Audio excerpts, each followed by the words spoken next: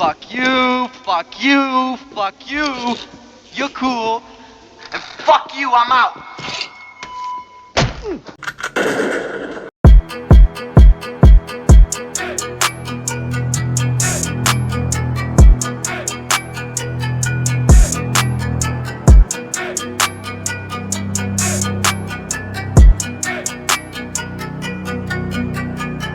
Any Given Sunday podcast, week 7. I'm Rebel Scum here with the Pod Squad tonight to unpack what was no doubt a historic and exciting and unprecedented week in the Any Given Sunday Fantasy Football League. First, let's introduce the fellas before we get into the rest of it. We'll start with the ambassadors of Quan, fresh off an ass whipping. What's up, Quan? What's up, everybody? Life community and the dollars too. There wasn't a lot of love and respect this week. So yeah, right.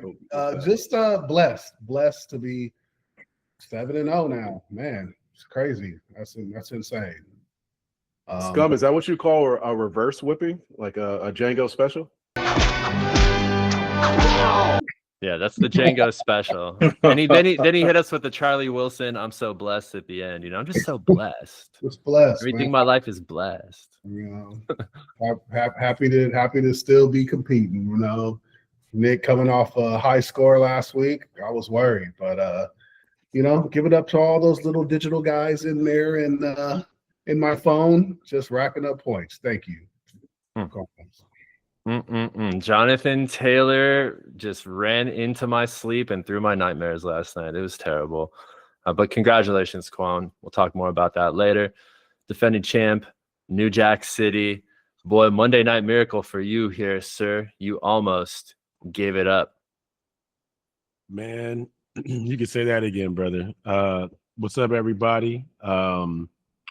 It was scary, but you know what? You can never doubt a Jackson and you can never doubt a Brandon. And those two names help me out this week, boys. So, yep, thankful. Bro, that was a nice little weaving in of the old brand names that you did there, sir. That's impressive, man. Well done. Congratulations on the win. The winless stay winless. We'll get more into that in a second. And of course, our commissioner, the high score of the week. Hat trick for you, Commissioner. Congratulations on that. Welcome again. Thank you, man. I think I got my swagger back, man. In addition to the never-ending jokes about losing 17 games over the last 2 seasons, including an 0-6 start this year, was losing to Scum in last week's podcast breakdown, the straw that finally broke the midget's back. There's something poetic about Rebel Scum knocking Bussy out of the league after enduring years of racial epithets. With Wicked for Good releasing next month and a handful of AGS members heading to the Las Vegas Sphere in December to see The Wizard as part of a Woomis wedding weekend, Bruce will be there, and I'll be talking more about Bruce very shortly. I believe we found our own Dorothy Gale in our esteemed host, Rebel Scum, who crash-landed the metaphorical house on Bussy, ending his decade-long run in AGS. Rest in peace to the Bussy. Apparently, we passed it one too many times. And with Bussy's exit, I want to welcome the newest member of AGS, Bruce Posey. He's on with us tonight. The New York Knicks hat, taking over the Bussy franchise. Bruce has proven his dedication to becoming the newest owner by attending our AGS live draft weekend for the past 2 years.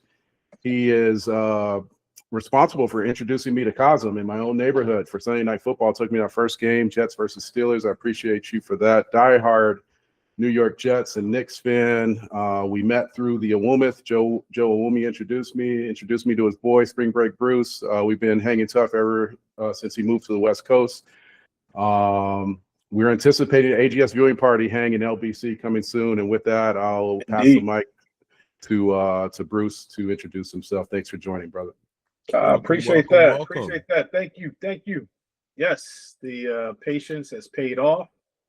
And I'm not wearing the Jets hat because I need to do a Knicks rebuild here, not a Jets rebuild. 0-6, and then I take over a team that's 0-6, and then now the Jets are 0-7, and I'll be 0-7. So it's not a good start, but again, that's why I'm wearing this hat, because I'm going to do a Broadway rebuild right now. I got to start where I am. I'm going to be humble, and I'm just going to take what I can from all the experience and the wisdom that's on this podcast right now. And hopefully I have a couple games before you guys cut my throat and get after it. So, but I'm happy to be here. It's been a pleasure meeting all y'all. And let's get it on. Man, I'm super happy to have you in this league, dude. For somebody who's coming to the drafts before and not even be in the league, it's a pleasure that someone's coming in that wants to be here, that appreciates the fellowship. I've got to hang out with you, and I know that it's just you're a fun person to be around, and that's exactly what we need in this league. But with that, you can now join Nick, Awumi, Emmett, Oops, and I may have missed somebody in the corner of the backyard, and you will not be drinking from the Patron. That's awesome, man. Welcome to the club, Bruce. By the way, one of the illest nicknames ever, Spring Break Bruce. Still don't know how you earned it. Sure, it's a story. Now that you're part of the league, it's almost like you have to share it. Of course, not on record, of course. No, I have no idea what you're talking about. Those just good times. You going down to Miami and being by the water, drinking a nice little Mai Tais, and that's all. So that's all I'll say about that right now. Sounds like Hey, nice, Bruce. Safe name for a safe man. I want to ask you, man, to those that have struggled to get into AGS and to kind of speak to that breakthrough.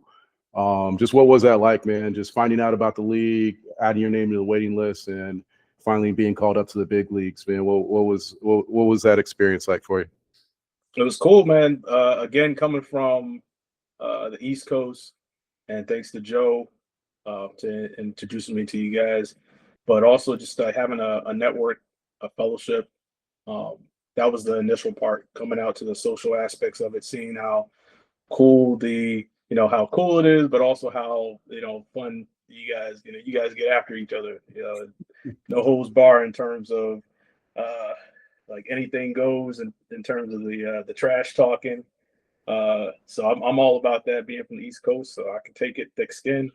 And I'm a Jets fan. Let me repeat that. I'm a proud Jets fan, but that also means that I have thick skin and that I'm loyal. So I was gonna stick around and see, wait till my time. And so I'm glad that finally it's an opportunity for me to take over a team, and we'll see how it goes. So yeah, We definitely appreciate your patience, man. Love that you're here. I second what Lewis said about somebody that's just bringing a lot of positive energy to the league, and that's local. We love to put on viewing parties and travel together, and attendance as a live draft is huge for a successful draft. So it's been cool having you there. You say you're a Jets fan. You're new to California. There's an owner in our league that has season tickets to the local team, and will soon be trying to convince you to come over to the right side, to the Rams side. So look out for your some text messages from the Quan. Cool. Hey, can we not do that, Quan, though? Because it's kind of nice to have somebody in the league who also cheers for a terrible team, and it's not the Raiders. So, it's another level of commiseration I have with Spring Break Bruce. Hey, misery loves company. I understand that. I'm just saying, man, if you've moved to the West Coast, it just makes the most sense to immerse yourself in the culture. Just go balls to the wall and just be a LA guy. I mean, look, how many places can you move to where the weather's amazing, the sports teams are amazing? I mean, I would say more if I wasn't a taken man. Come on to the Rams side, Rams Nation, baby. I can't do it. Like being from the East Coast and then being in Atlanta for like 12 years, I never became an Atlanta fan, Falcons fan, and so now I'm out here and I just can't do it. I mean, you're comparing championships team to Atlanta teams. I mean, it's different comparisons. But I'll let you live. Bruce, are you originally from New York City? Connecticut. So we don't have any professional teams. So some good college teams, though. I think you could definitely switch sides then. If you were from New York City, any of the boroughs, I think it would be against your DNA to just bail on New York like that. But you're from Connecticut. That's Yeah, that's I a little- grew, Jersey. I I grew can up even going see if to he the was from games Jersey. too, so it was like a bond with my pops. Look, He had it's, season Okay, tickets say to the less. Jets. it's So not too I late. grew up. It's Say not, less. You can't go against a pops bond. Come not on, too man. late. Look, the Rams have only been in LA like 4 or 5 years now. I mean, it's not too late. It won't be considered a bandwagon. You know, you move there, you can jump on. Well, I rooted for them when they won that Super Bowl. I'll tell you that. So I definitely was rooting for them. Well, while we have Bruce, should we hop into their matchup this week? I figured to just start up the podcast nice and juicy. NJC's top 3.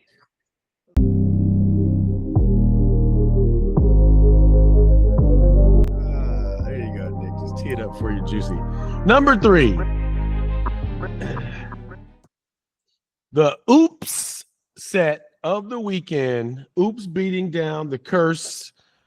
Old roster. 99.5 to, since we're still filming at the time, it is 153 to 153 to 100.5. 100.5. Good win, Oops. Good win. Number 2, Nakay Sugging on those Frogs balls, getting teabagged 176.5 to 146.5, even with the solid effort. Good win this week, Coop.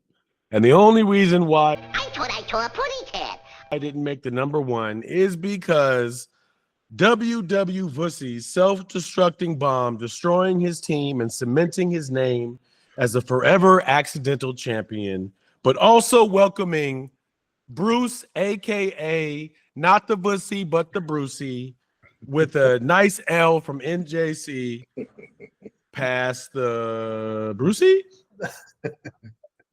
Just kidding, man. Welcome to the league, bro. Appreciate it. Appreciate it. Yeah, and I'm gonna need a few weeks. Hey, man, at this point, just secure your first pick, bro. Yeah, quick question actually, if you guys know. I thought Sugandese was trying to get the best draft pick he could.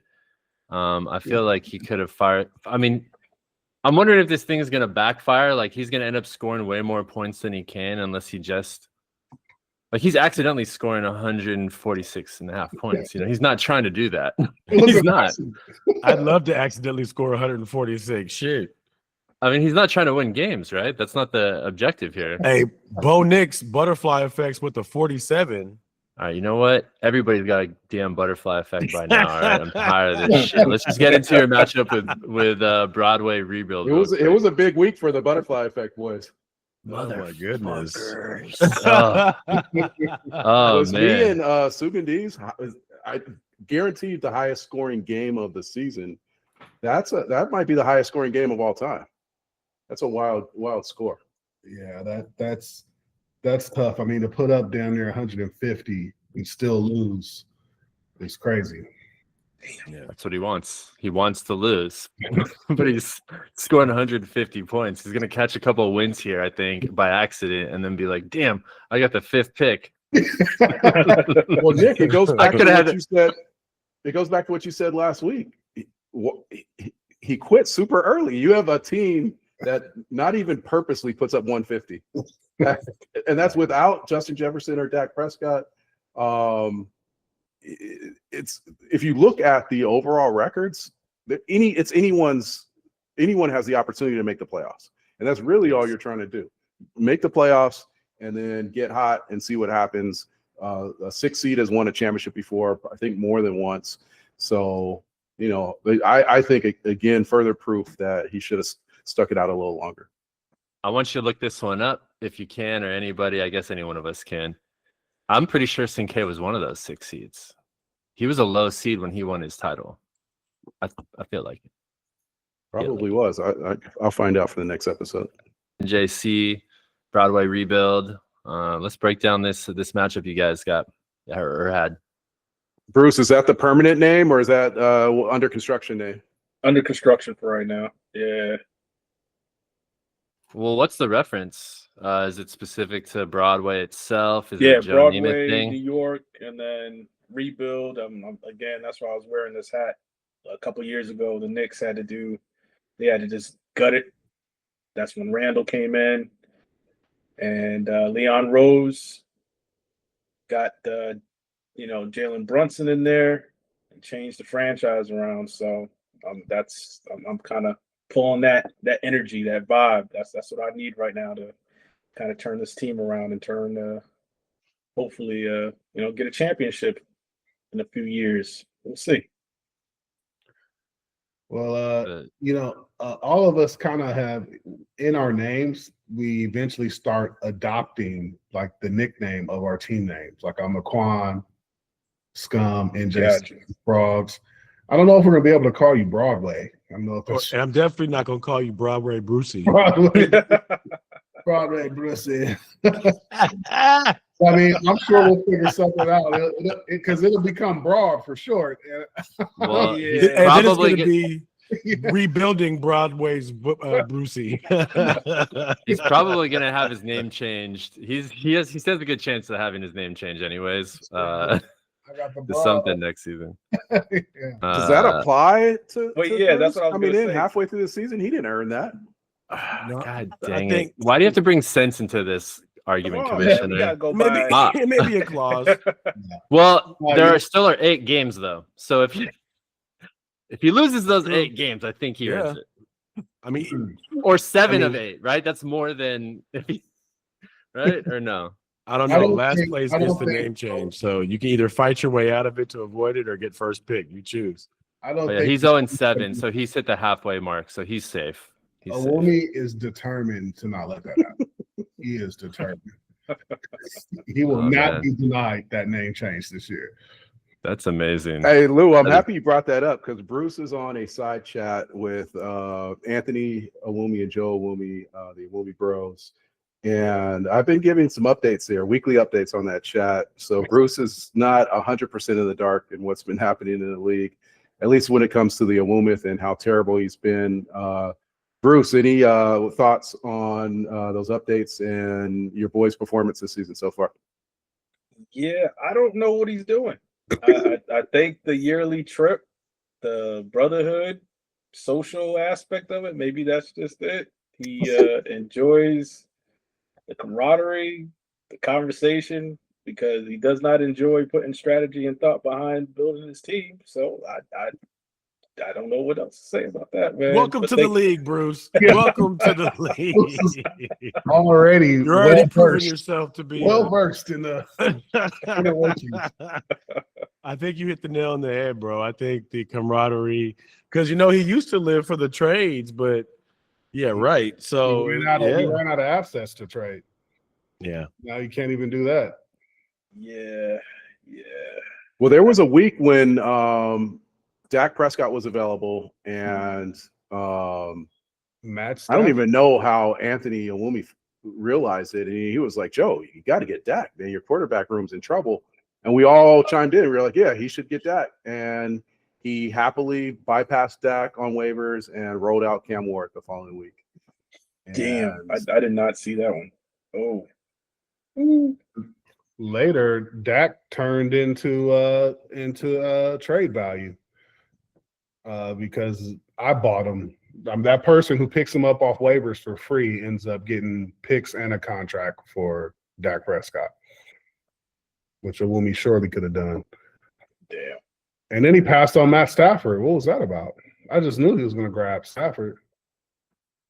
I didn't think I was pretty low on waivers to grab Matt Stafford. I definitely thought that Curse was going to grab him because he didn't have Josh Allen this week. And then Curse waited. Maybe he didn't want to blow a waiver. And then stuck Justin Fields in the starting lineup. And that did not play out well.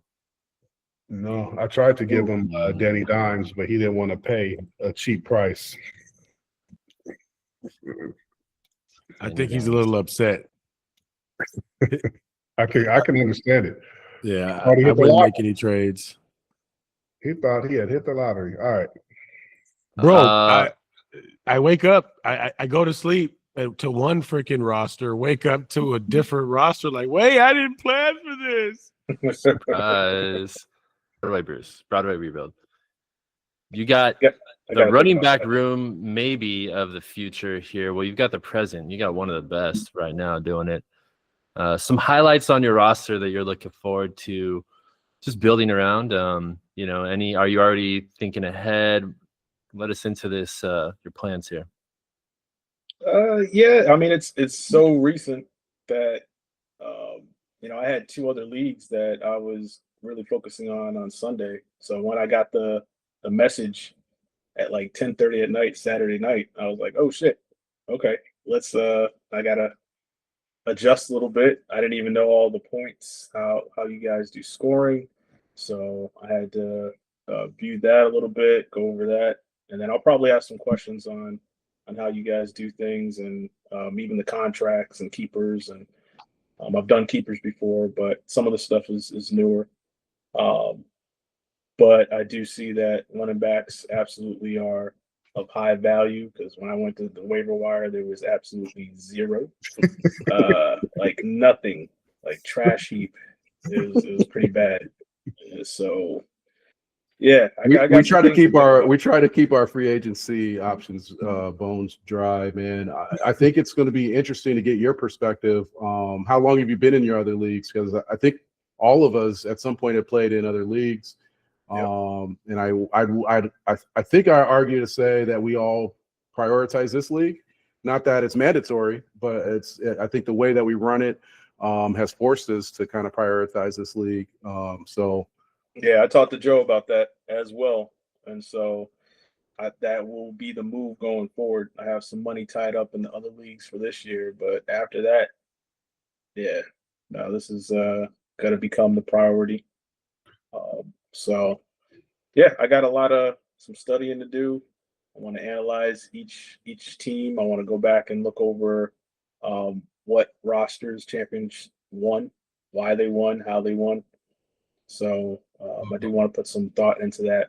But of course, running backs, you know, building around that is definitely going to be a key part of the strategy. Initially. Well, you know, Yeah. trades are always important Too smart too. already, So. Doc. Too smart already. No, you know, you forgot the trading aspect. So, you know, because remember, depending on how you finish, is how many people on your team you can keep.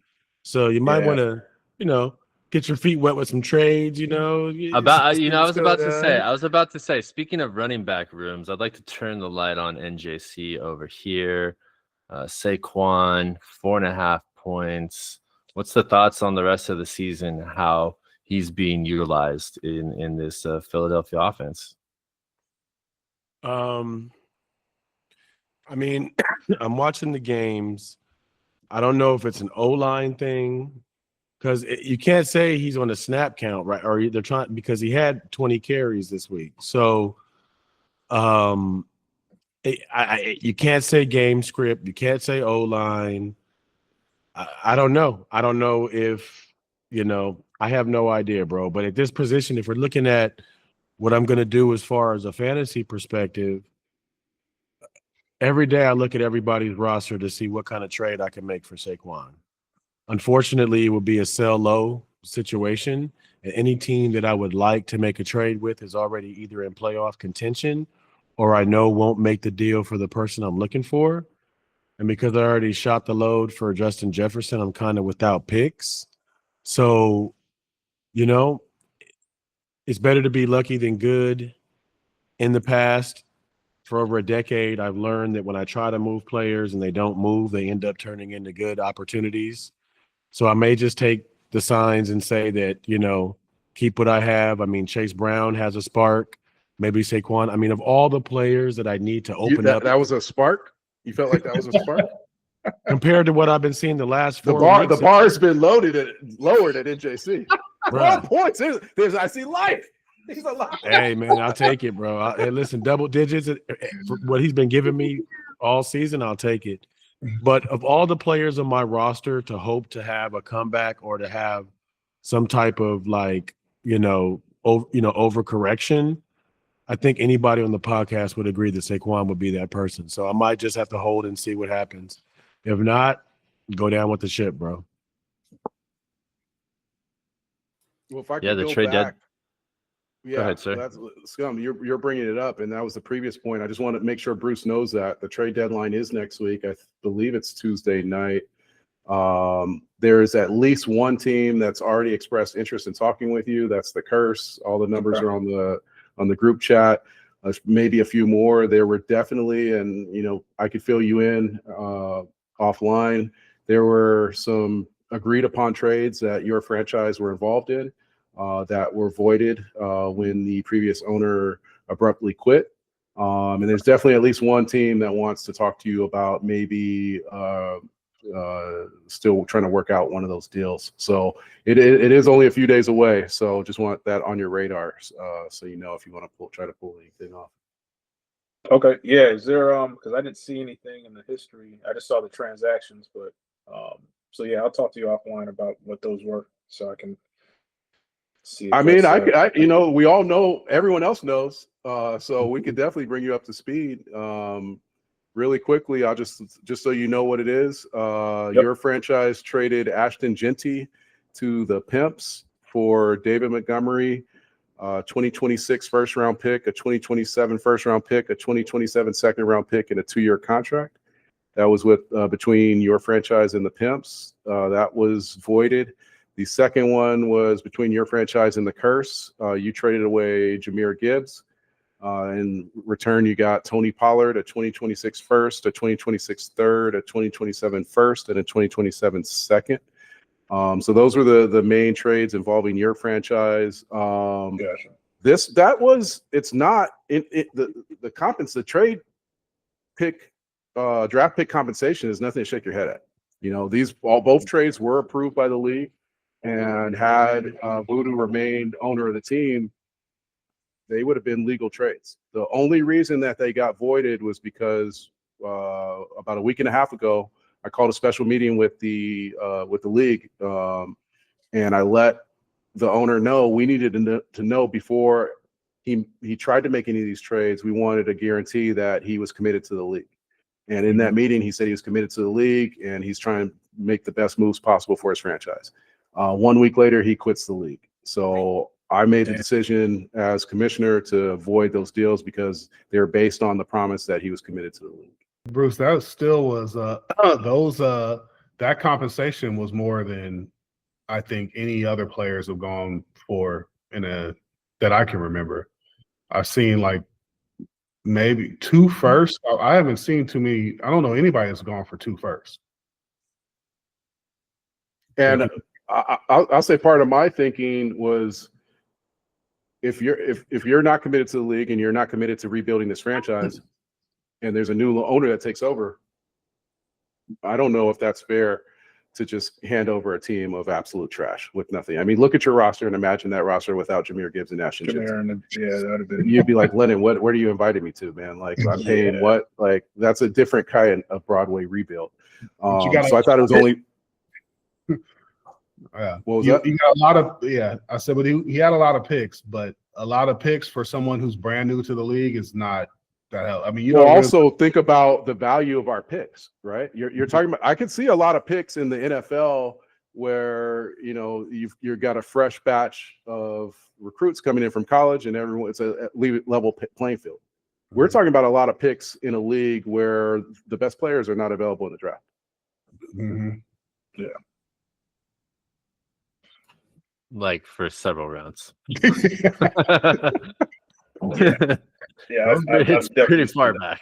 I'll say, Bruce, though, I know you're in other leagues, and I've said this on the pod before, and I've been in other leagues, but to me, this is the best format there is. This format is very, very similar to the concept of having your own franchise, and at the same time, you're not locked in like most dynasty leagues. You're locked into all 12 players you have, but in this league, it's a happy medium between between sort of a dynasty slash a bit of that redraft feeling too. Yeah, I did like that concept where, um, depending on where you stand, where you end at the end of the year, how many keepers you have, and the contract concept. So a Yeah. lot of things to And then you that. draft the same pick every round. It's not snaked, you know. Yeah. So it's like the NFL, you know. You finish on top, you're gonna draft last every single round. And just to talk about the game a little bit, and one of the players that is still currently on your roster, Jahmyr Gibbs, to this week had 200 plus total yards, 2 touchdowns, 37 points. To me, that adds more evidence to the fact he should have never been traded from your franchise in the first place. To me, it's emblematic of the cognitive decline we saw with Donald Sterling before he was removed from the NBA, and Bussy kind of followed that same path.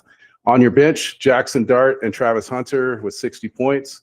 That could have gave you the win this week. Hunter scoring his first touchdown of his career, I think giving a nod of approval to the new ownership group led by Bruce. He's happy with the new owner. JSN pulled it out for NJC late in the Monday night game, 16 points in the first half, moving him up to the #1 wide receiver spot in AGS. And a question, man, you talked about Saquon, having the highest level of bounce back, but I could make an argument for Lamar Jackson, who's been missing. And that was a big focal point of your scoring in the first month or so of the season. He has not yet been cleared to return. He did not show up to practice today after the bye week. A little bit of a continuation from the conversation last week. Did you give NJC any thought to keeping Kyron Williams over Lamar, given that it's much easier to replace a quarterback, the quarterback position in the draft than running back? And how much did the trade with me, impact your decision to keep Lamar over a Kyron? That's a good question. The funny thing is, in my decision to keep my players, Lamar was always going to be a key component, just because, this season has been really crazy from a whole bunch of multiple perspectives. I could almost guarantee almost a 30 burger from Lamar every week. So regardless of, that's still leaps and bounds beyond the scope of what a running back can do on a weekly basis. I think that I kept other components of my team that I probably shouldn't have. But that lends itself to a future decision on keepers going forward. Absolutely. I think that's what made me think of the idea, because I'm looking at my roster, right? And although I was able to assemble a pretty decent team this year, I'm already thinking about how long can I keep them together, just like Quan. Like, how long can he keep the core of his dynasty together? And I'm already, Patrick Mahomes is #1 quarterback in AGS this season, but I already am like almost pretty certain I can't keep him. I could, but then I'm losing a huge player at a position that's not as easy to replace. You said 30 burger for Lamar is guaranteed, but look at the quarterbacks. How many quarterbacks got 30 plus, right? No, so absolutely. You want one that's not going to have a letdown like, a Jared Goff or a Baker Mayfield this week. You want one that's consistent, but I just feel like, Lewis has the #2 quarterback in AGS, Dak Prescott. He got him for a fourth round pick in the middle of the season, right? I picked up Matthew Stafford. I think he's top 5 off of waivers last week. So to me, if I'm looking at my roster and who do I feel more comfortable releasing to the rest of the league, to me, it feels like a quarterback over a running back or a wide receiver.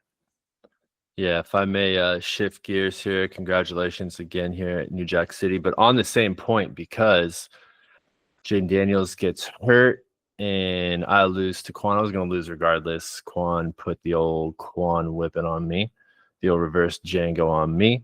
But it got me thinking about next year already. He was on a 2-year contract, and I love the dude. I love that he represents Inland Empire, but I thought the exact same thing as you did, Frog. I looked at Jackson Dart. I looked at good old Bo Nix, that motherfucker. And I just looked at all these players that you can grab at some point in the draft. I'm not going to advise when. And it's much easier to put somebody in at that position, and it leads to a lot of draft day keeper regret on that. But I think your point is very valid, and it's kind of the emotional challenge of dealing with a keeper league, because you can fall in love with people and then you don't want to let them go, and then if you let them go and they go and just get kept on somebody else's roster and just fucking ball out, you gotta sit at that and watch that every year after year. Quan. Hey, I'll say to NJC's defense, and I agree with Lennon. Normally, yes, that is pretty much the way to go when it comes to choosing your keepers. You wouldn't want to choose your keeper over a number one quarterback over a number one running back. But this last season, because I kept a quarterback too, and I always battle with these things that you two talked about. But this year was different. This was a peculiar year in terms of the quarterback rankings. Last year, there was clearly an upper echelon of quarterbacks last year, and it was only 4 of them. I think it was Josh Allen, Lamar Jackson, Burrow, and who else was there? Hurts. And Jalen Hurts. Sorry, Daniels kind of came in. And that was after that, the drop off was huge. And look what happened. NJC won with Lamar Jackson.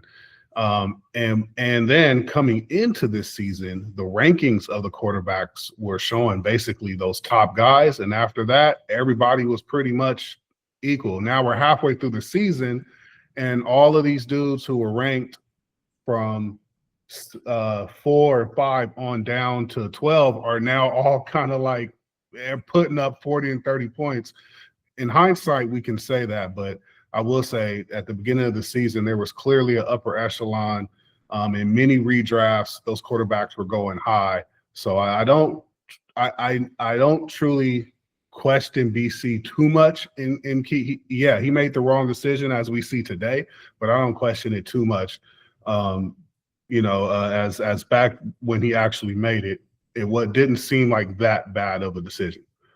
I appreciate that. I will say thank you. I do agree that was a point I was going to counter.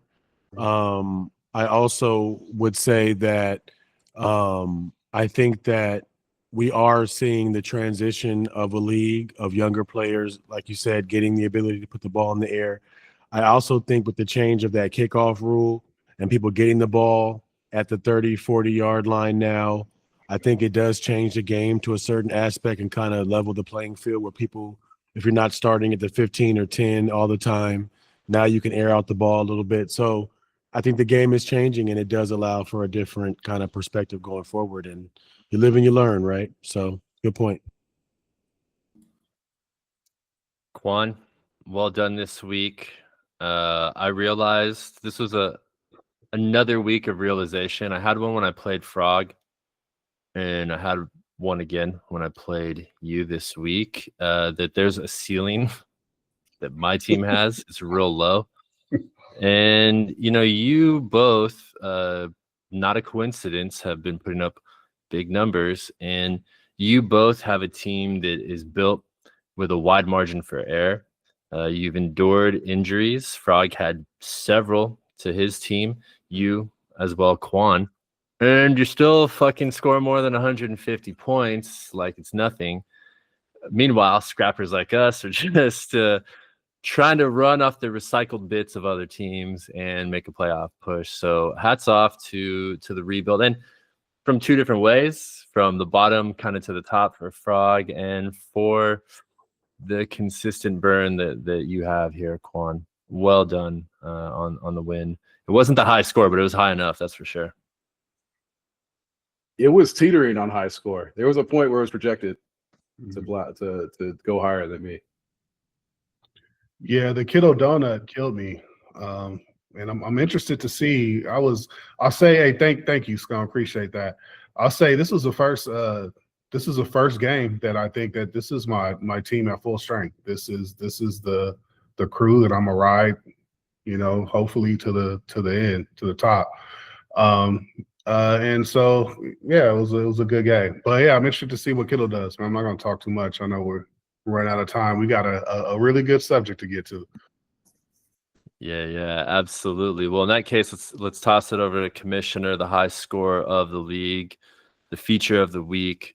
Commissioner, you have to feel great. You sent out a video or a GIF of "We're back, I'm back." The mojo is definitely back when you can not start Puka Nacua and lose Malik Neighbors and still put up what the fuck did that say? 176.5 points. Wow, look at that. Damn. Got to be feeling great. Yeah, it does feel good, man. I love that video. I think that was like a Michigan or Ohio high school team that just had so much personality, man. That's only a fraction of that video. Think I got my swagger back. So any chance I can use the swagger back video, I will. It was just watching the team, man. We've scored actually higher earlier in the season, 177, I think, but it felt like everyone on the team was scoring a touchdown outside of ATN. Everyone did, and then I think a couple people had multiple touchdowns, 13 total touchdowns, including a defensive touchdown. I want to shout out Rudy because there's been a question about Justin Fields and how long I was going to hold on to him, and I was enamored with the 30+ point games.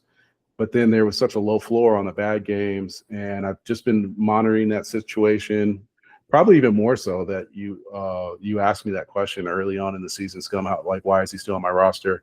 And a lot of people predicted that this could be the week that he would be benched for Tyrod Taylor.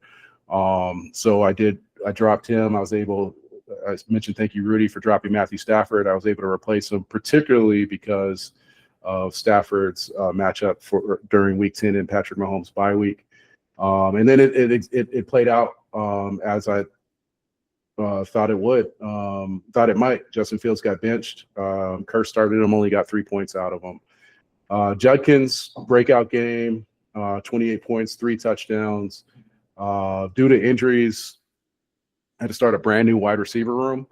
And then they went off, So I'm just getting lucky in that position. Olave and Rashee Rice combined for 45 points. Mahomes just hyper targeted. I think I stole that from Quan. Rashee Rice from the jump of the game. I think they scored a touchdown within like 7 minutes of the game starting. Tyler Warren, another touchdown, number 3 tight end in AGS. So yeah, great game, man. Fun to watch when that happens. It was, good to see that I was able to do that. Particularly coming off the loss to Quan, man. So it's good to bounce back this week.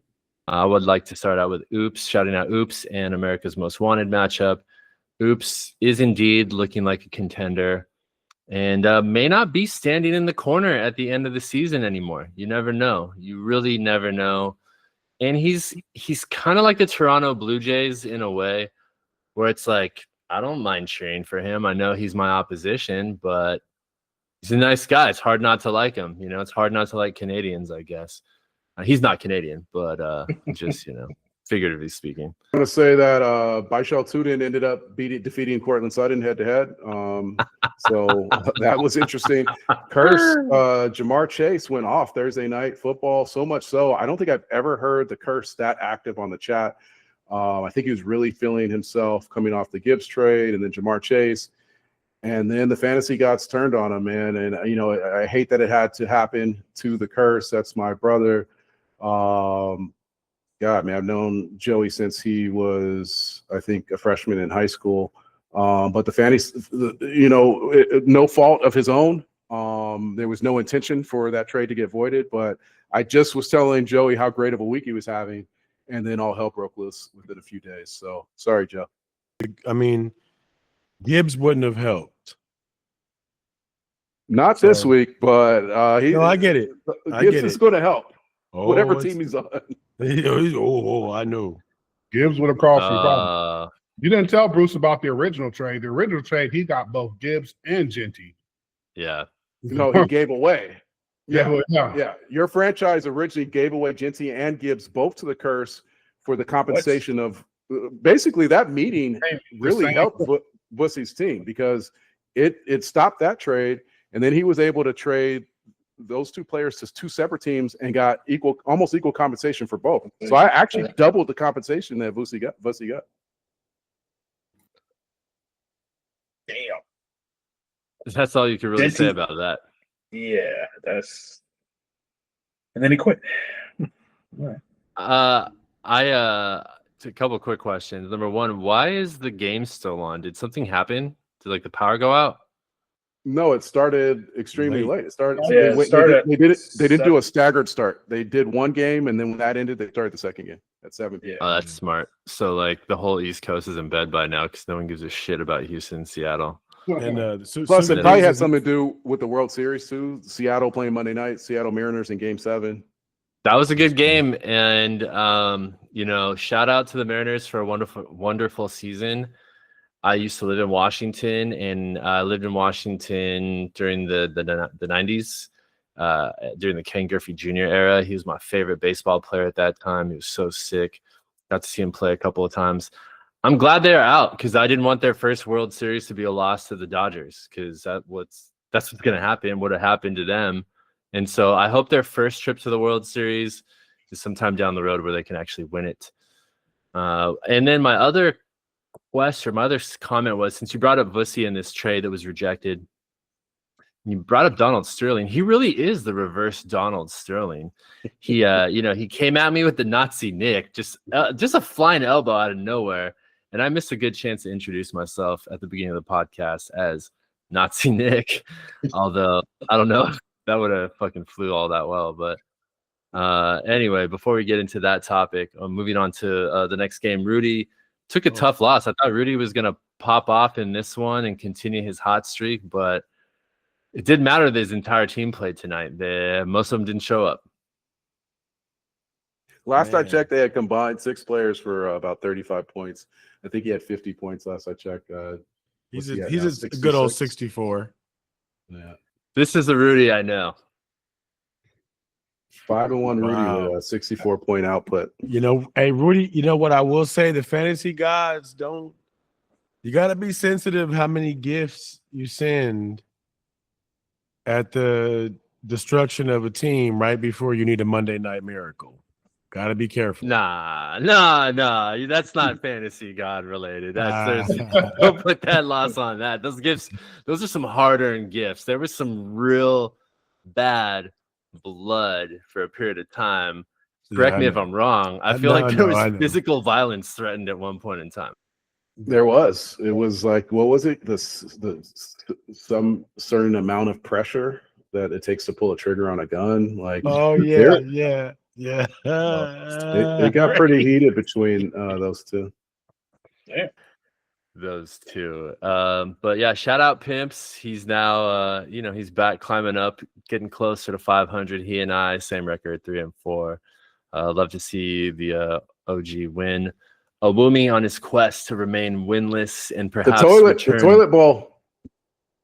The toilet bowl. Jamon, he's not a toilet bowl, is he? Really? 2-4. That's getting close. Definitely the toilet bowl of the week. 80.5 to 71.5 between an 0-6 team and a 2-4 team. I think it meets all the requirements for a midseason toilet bowl.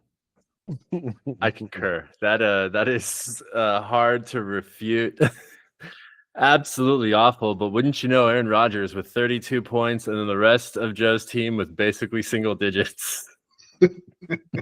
Including a donut by.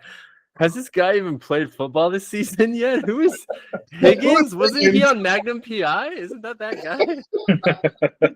I looked at that when he was the last player playing. I was like, who is that? Higgins. Taysom Hill got another start and 2 points this week. Taysom Hill, thank you. All right, 2 points. Okay. There's no way. 5.5 total points out of his running backs. At this point, I'm convinced that Awomi's kids are running his roster. Yeah. Shout out Awumi. Today is his youngest son Chase's birthday, 9th birthday. Happy birthday, Chase. We FaceTimed him. Joe, as always, is in really good spirits, looking good, freshly shaved, gets his running and workout in every day. He always looks happy. And he said, you know what, Lennon, I can accept my 0-6 season because Chase is 6-0 on his flag football team. So that makes me happy. That's good. Nice. There's a silver lining everywhere. Yeah. Just look hard enough. Right? Silver lining Because he's playbook. definitely not looking hard enough at his roster. No, but you know what? There was a point in time this week where he had a small percentage chance of winning, and I wonder if he's looking at this and just being like, I fucking told these guys I could. Like, I fucking knew it. Well, Sugandese went on record on the chat. He thought both of the Ofer teams could get their first wins tonight, and they both are 0-7 now. In all fairness, 80.5 to 71.5 is a chance. Man. Hey, when he sent that, I was like, thanks a lot. Okay, Sugandese. Okay.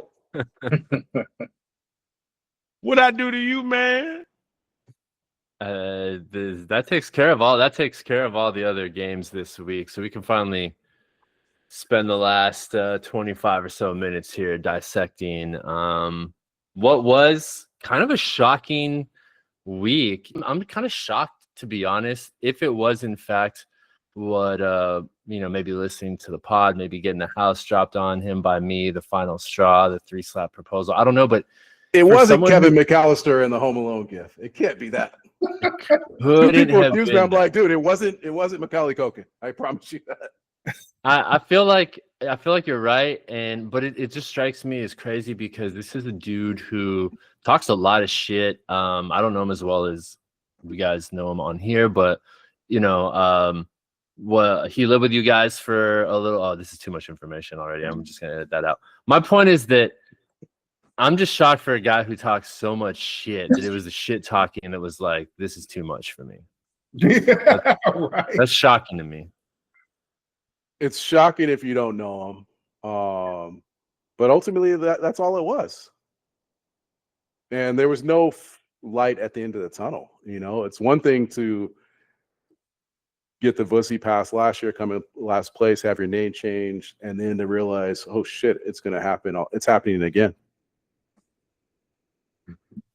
On just some bad luck, which, it is what it is. Because his team, the Broadway team, it put up some points. They can put up points, but it's just been a bunch of bad luck like you had. Frog, last year, we talked about it on the pod. I know you could go back and check it out. You mentioned it. It was just you had these high scores, and just the team you were playing had 1 or 2 points more or whatever. And, I mean, I guess. Yeah, I mean, if you're able to look at fantasy football rationally and, we just were not dealing. You mentioned Donald Sterling. We weren't dealing with a rational person. I think what stands out a lot to me is that he had boys in this league that really supported him no matter what, no matter who was talking trash, no matter what I said. I know I'm a tough trash talker. I know that I can hurt feelings. I'm not a perfect person, but he had people like NJC and T. Ruth. That, I mean, T. Ruth went down with the ship like the band on the Titanic to the very end.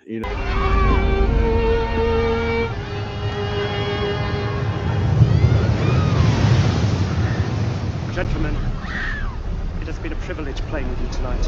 In that meeting, defending his boy, shaking his head, backing him up, and I really felt bad that on his way out, the Rat Pack, which was once a strong faction in this league, they stuck together. They had poolside chats. They made trades together. They helped each other out, and it all imploded. And on the way out, it's fuck the pack, turncoat. Poor T. Ruth is texting me. He was like, man, he chose the wrong side in that meeting. He really believed that Vussy wanted to stay in the league. So being that we have a Rat Pack member on the call, what do you think about that? What do you think about the shot he took at you guys on the way out? And I mean, all these years, dude, I feel like you've been in his corner. And I just felt weird to me, like, blame it on me. I'm an asshole. I've said some terrible things. I've created some disgusting memes, terrible names, but why attacked his boys that had his back more than anybody else in the league? Let me turn my coat real quick. Sorry. You know what, man? I'm not. At the end of the day, I'm going to be a man of moral character, and I'm not going to step on him while he's in the mud. But I will say a couple of things. I will always have love for Vu. I'm going to say something I've held my breath on all season because of the sensitivity, because of the loyalty to the pack or whatever you call it. I'm trying to be Switzerland. But I really believe that, you know, you treat people the way you want to be treated. It's been mentioned time after time after time. There's different personnel, there's different ways to fit into this league. If you don't, we are a very loud and disrespectful shit talking group.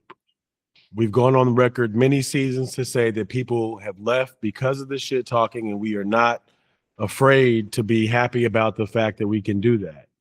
So if you're going to be in a league that's centered around shit talking, and you come in with a huge ego, talking shit, being very disrespectful, talking about things that most people don't talk about, when you lose, when shit happens, everybody's going to take a turn jumping on fucking talking shit. So if you can't take it, don't fucking dish it. Like it's been said many times, there's people in this league that barely fucking, we don't even, who has a joke about OG or Pimps? Nobody says shit about Pimps. Nobody says shit about Curse. I mean, we talk about Awumi because he's, you know, the decisions he makes, but no one's going all over the top to do that because nobody else talks shit. If I came in last place, you guys would fucking talk shit. You changed my name, you called me NJ Shitty, you called me all types of things, and I would take it because I fucking know that what I dish, I need to be able to take. So to give us the big F you on the way out, it is what it is, man. You know, we were all voting. We all thought he was changed. We thought he was different. But you know what? It is, you know, people are who they are, man. So I wish him well. I hope all is well in his life and business. And it is what it is, man. I'll take it a step further for me personally. You know, man, I met Vussy in high school at Loyola Marymount. We're all preparing to go to college and applying to college. And I remember the first time I saw his face, man. I remember seeing the green eyes and the curly hair, and this, at that point, a real skinny dude with a goatee. And he was younger than us, and he had no reason being in that conference room on Tuesday night trying to steal our senior ladies that we were there for. And then obviously we went to college together and joined the fraternity, man. And it feels like not only was he in AGS for over a decade, you know, he's been a part of my life for over 20, 25 years. And the reason that I mention it is that I was at one point, I definitely didn't have the same shared experiences with Idaho. But when Idaho left the league, that was it, man. My relationship with Idaho basically ended the day he left the league. Like, I've seen him here or there. I've ran into him at sporting events, but like I thought AGS brought us so close. And, you know, cooler heads will prevail and things will change moving forward. But I don't know. I feel like it's really going to potentially impact my relationship with him moving forward.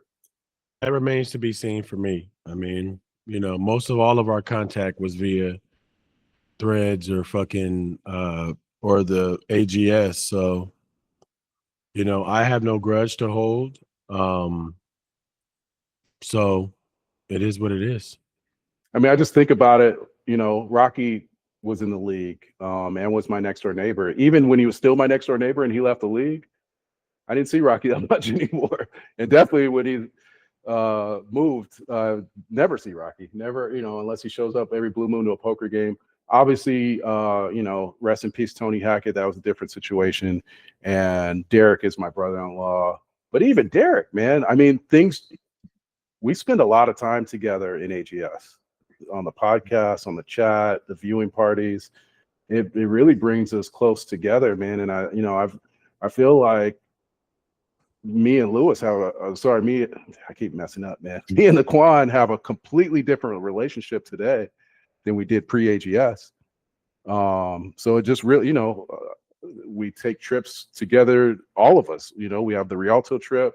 Bruce is in here now. We're going to have a Long Beach trip. Like, we go to San Diego every year. There's a lot of things that tie us together that you kind of need at this stage in your life. And when you're no longer part of that bond, you just don't talk or spend that much time together. Yeah. Hey, I got a quick question for you guys. What was the Vussy like when he was cool to hang out with? Because I didn't ever meet that version of him. It's, you know what? I'll be honest. This is the longest, and I guess I think the other people will back up this comment. This is the longest Vu stayed together. I'm actually surprised it lasts this long. It's been years since it's always been ups and downs with Vu, and I'll go on record to say it. If you get him alone, pause. He's a cool guy. He's down to earth. He's calm. He's lucid. He's funny. It's just something when he gets around the group, the other person comes out, and it's that person that you're usually dealing with. And I really believe that, I have no problem saying it. He's made a very good living for himself. He's done well for his family and his daughters. He takes very good care of them, and I'm very proud of him in that perspective. I think with that success came other inflated parts of himself, and I think it is what it is. So I think Frogs makes a very good point that at this age, with family, with life, with children, that's their schedules are filling up our schedules. These are the moments that we get together. These are the moments that we do iron sharpen iron. And it is going to be sad if this is the last time that we hear from him. But we are fraternity brothers.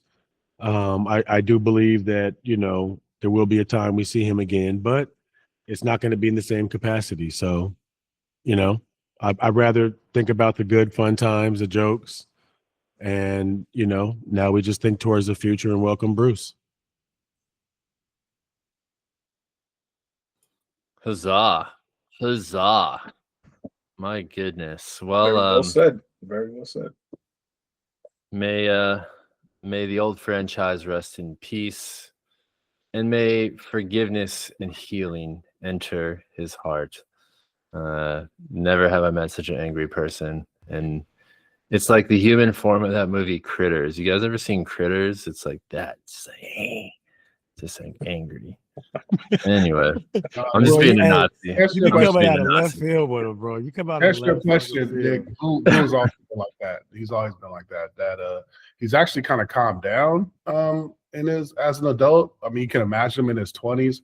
That person that you saw on that call, that was like more Boo in his 20s. He was like that. But when you're in your 20s and or actually in our late teens, early 20s, and you're in a fraternity, he was just a guy that showed up like, fuck you, motherfucking bitches, fuck you. And he cursed the girls out. He cursed everybody in the room out. I mean, we have some major. That stuff. Shit is funny as fuck when you're young. And when you're young, like it's fun. You're like, this guy's fucking hilarious. Bring this guy over. He's gonna do some wild shit. Yeah, I understand. I can see that. It's just it still was toxic back then, but it was evil. Sorry, we don't. This is AG. We do not approve of calling women bitches or any of that. Absolutely not. But in my 40s, but in my 16s, maybe. So anyway, I'll leave it at that. Well, I thought that we may have conjured up some of and a reason that I brought up the podcast, right, is that we passed the Vussy on the last podcast, right? You mentioned the name change that you would like to have changed. It's almost like bringing up that past, that wild past that Quan kind of mentioned. We really used that when creating the name changes.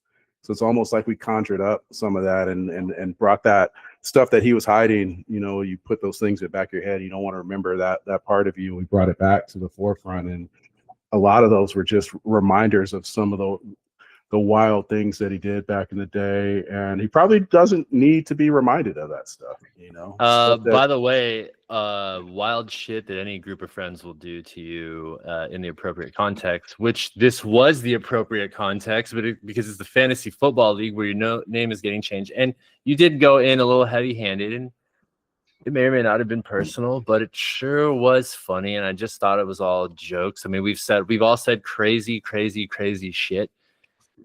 He has said the craziest shit. That's crazy.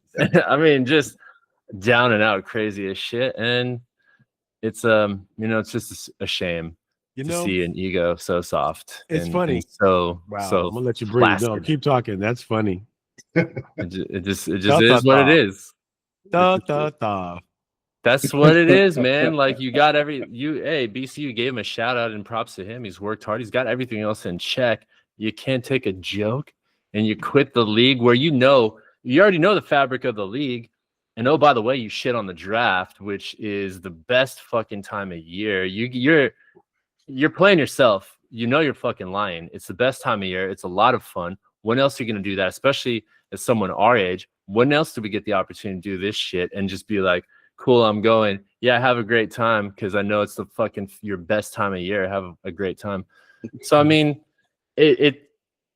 I would feel more sad if I was you guys. I get it because you guys have known him for a long time. But he fucking played himself. This is like the dumbest shit ever. This is a butterfly effect for the ages right here. This is fucking me keeping Bo Nix over 2 running backs I'll never ever get in a waiver wire is nothing compared to this. Is crazy shit. This is not wild. This is not a fraternity that you leave at this age.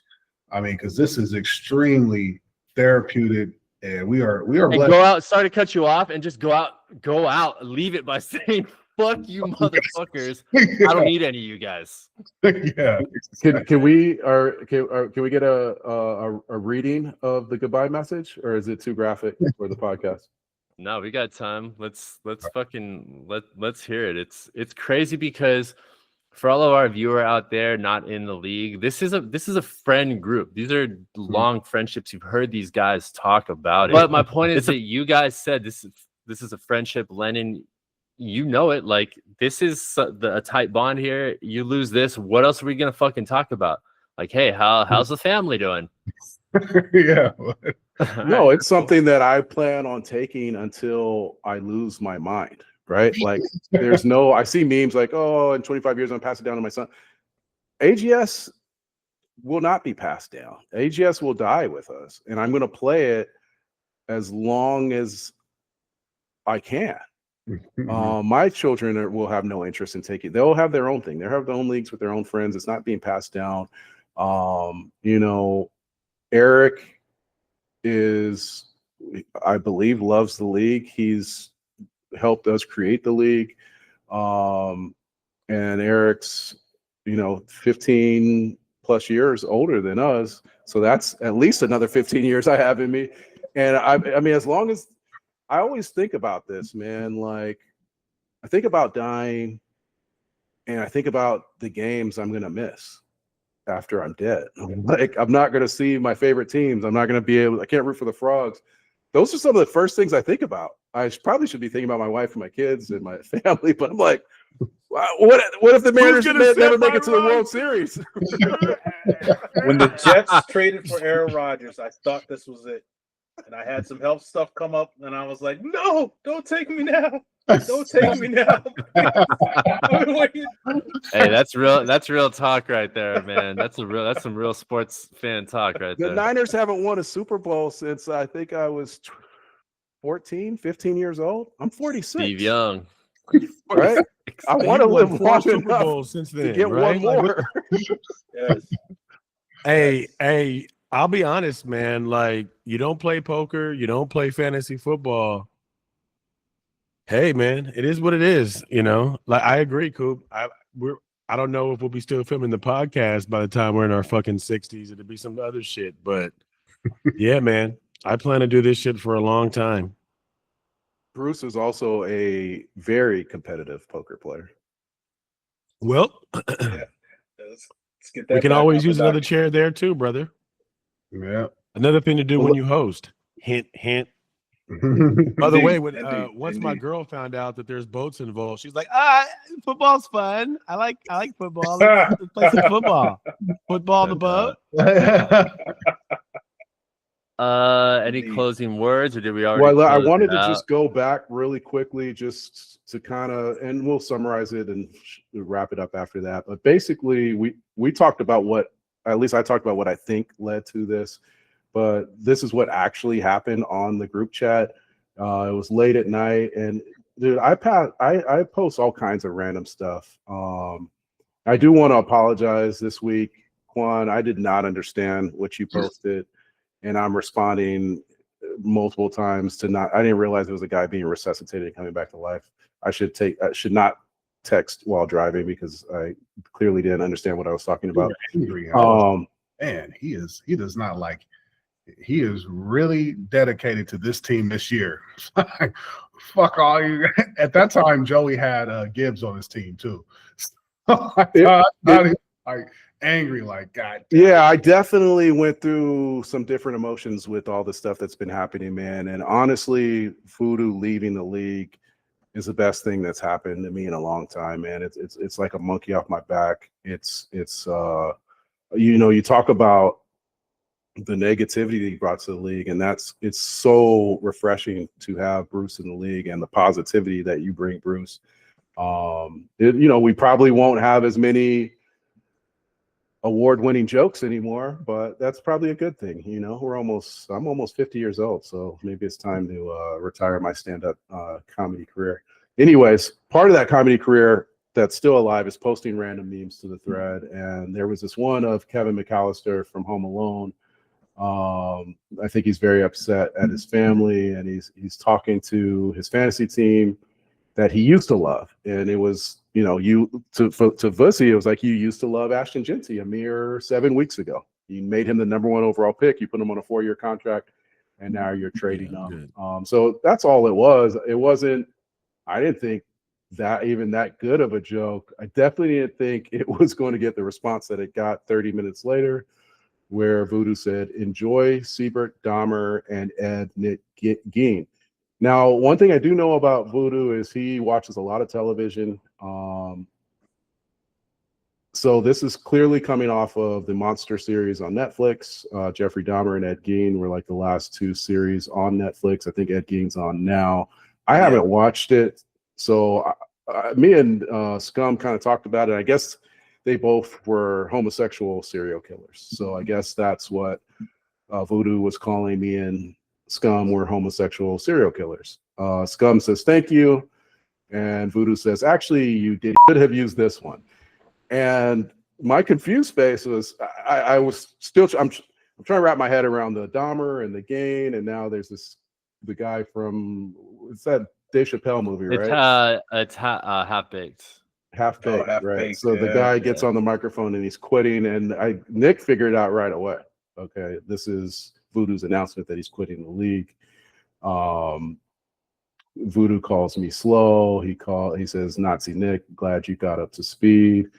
And slow, given my personality, reminded me of a time that it was proven in real life at is that Rancho Cienega Park next to Dorsey? It was Dorsey. Yeah, the track there where there was a challenge, and I think it might have been Trash Talk on one of our side chats or AGS. Anyways, there was a bet between Voodoo and BC. BC, mind you, I went to, I don't know, somewhere in Long Beach, Anaheim, Cerritos College, and I watched NJC compete against Justin Fargas, Sultan McCullough in the CIF Division I 100-meter dash, right? NJC was a national level sprinter in his heyday at Culver City High School, running against future NFL players and holding his own against future NFL players. And Voodoo challenged him to a 100-yard dash. Mind you, not in our prime, but he still has that he has that in him. Like, it's been done before. and I think he's in better shape than you right now. So there was a video of NJC absolutely destroying him in the 100-yard dash, and I put slow with a question mark. Probably didn't like that, bringing that one out of the crates. Then this was it. This was where he dropped the mic. Fuck AGS. Fuck your Diddy F parties, the word I'm not supposed to say. He's referring to our draft. Joe, let's see. Awumeth, Curse, Pimps, Oops, y'all ninjas cool. Fuck the rest, you dick-licking ninjas, and fuck the pack. Discuss that on your gay bitch-ass 4 Fags podcast. I'm out. Which we're actually doing. So thank you for the content. And well, actually, it's not 4, it's 5. So you were wrong. Man. And then we get this. The Voodoo has left the chat. It's, I think, the 3rd time I've seen that in recent months. Voodoo leaving various group chats. And then the jokes commits. And the offer to Bruce joining the league went out. Was it later that night? Yeah. Yeah, this all happened really quickly, man. And I think that I try to do the best I can for the league as a commissioner. I try to, created a big hole in the league.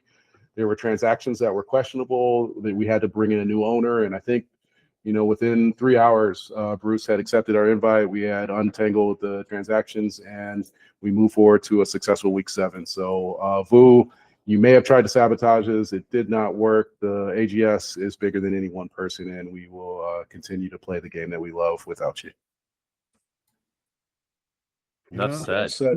So he left the chat. I thought that you kicked him out. He bounced right after that. I did not. He left.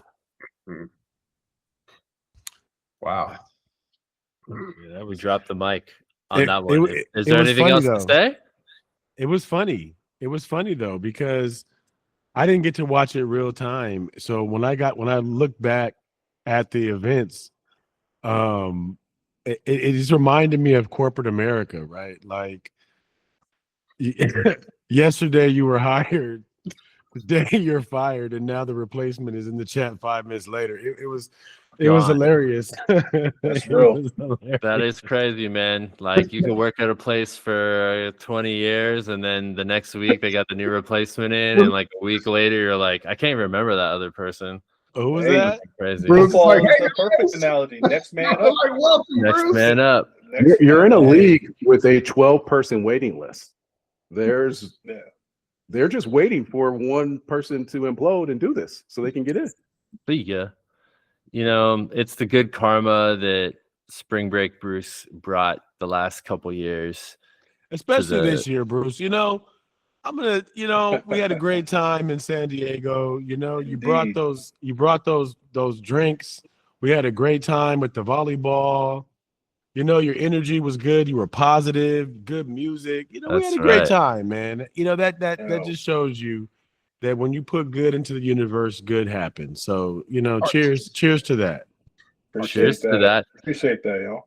Cheers to week 8. Oh, go ahead. Sorry, Scum. To piggyback, Bruce, you weren't number 1 on the waiting list, because we have people on the waiting list that have been on the waiting list for years. But the waiting list is one thing, but the other thing is, like, you proved yourself, right? There's no one else outside of Captain Hook who's, probably not going to. Talking got to think too. The shit talking. Still upset that he left the league. Yeah, but still, like, not on. He's just too much on the fence to be asked to come back. We made that mistake with El Mexicanos, even though those were temporary fixes. But Bruce, actually, like, you proved yourself, man. You proved yourself by your commitment, by showing up, by bringing the good vibes. That we were like, there's other guys on the list that we haven't seen or talked to in years. Bruce has been there. We know he'll be there. He's dedicated. It's nice to have Joe Awumi be able to bring one of his boys in. It just adds to the friends and family nature of the league. So I just want to give you your flowers for doing that and being expedited up the list and brought into the league. Appreciate that. I'm looking forward to this, fellas. Let's have a good time, good competition. Let's do it. You can trade me Gibbs for Chase Brown and your Enough. first round pick. That'd be great. Oh man, Enough just already. that? Okay. Yeah, that's it. Broadway Bruce, are you looking forward to playing Oops Upside Your Head next week? Because that's who you got in week 8. It should be a challenging matchup. It's going to be challenging. I was actually impressed by Oops. I talked to him a couple of times during the outing, and like he came with his A game. Like he was ready. It was good to see because the year before to see the difference in preparation and focus, and I was like, okay. He came with his A as an Ambassadors of Quan game. That's what he came with. That's what he came with. Speaking of Quan, what that earpiece was? Oh. That's what that was. It's all dialed in like Secret Service. Quan, you got the OG. You got Pimps next week. You know, what are you gonna say? What are you gonna say, Quan? Nothing. Another tough one. I'm gonna put together the best squad. Pimps historically, he gives me trouble. So we'll see. Okay, deferential. I really appreciate that. The high score of the week, Commissioner Frog, you have T. Ruth. I do have T. Ruth, and I am opening up in Vegas with odds. Looks like I'm a 60-point favorite currently. So. Are there buys going on? Does he have this whole roster out? 60. He must have buys. He does not have a quarterback on his roster that is projected to play this week. His starting running back, Michael Carter, from this week at least, is on a bye. He's in a bad place, man. So, I proudly said I was excited for the next 3 weeks, and then I play Sugandese and he puts up 150 points. So who knows what these teams are capable of doing, man. But right now, Vegas is on my side. Vegas is on your side. Vegas, how does it look for you, NJC, with Rudy coming up? Well, I mean, even though he took a loss this week, he's still a 5-2 team. Luckily, I don't get to play Kyron next week. Laporta's out. But I also have JSN out. So right now, I'm a 15-point favorite, but that's just because he hasn't adjusted his rosters. So, Rudy is a tough opponent. I hope to take advantage of the bye week. So we'll see. We'll see. Indeed, the curse has Sugandese. It depends on which version of the Sugandese shows up. If it's this week's version, the curse could suffer another loss, which would be devastating in the shadows of the trade that wasn't.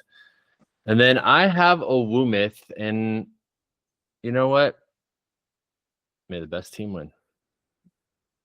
May the best team win. Jaden Daniels, he may or may not play. He's got a tough matchup.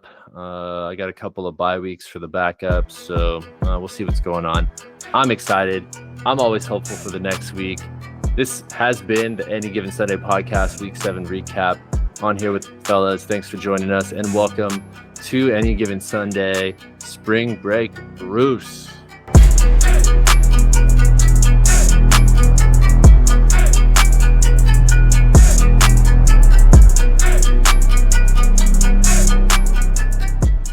Amir Gibbs has 218 plus yards or whatever and 2 touchdowns. Right. He's like all over. No, I mean, that's to me, that's what he's supposed to do, and that's the whole point of why I called the meeting. He is a generational player.